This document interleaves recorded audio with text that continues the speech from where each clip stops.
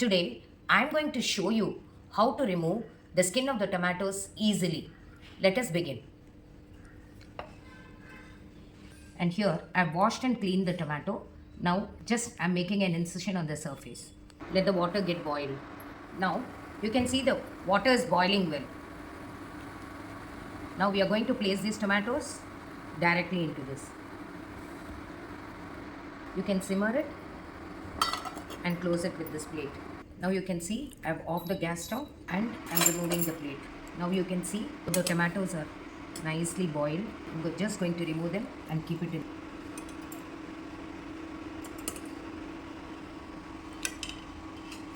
I'm going to keep them separately like this.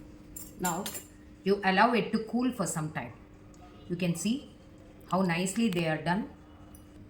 Now this has cooled and come down to the room temperature. Just peel the skin out.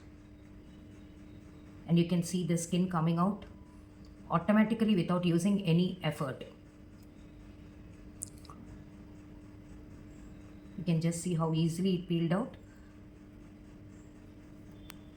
And there is a tomato with all the skin easily removed. You can see.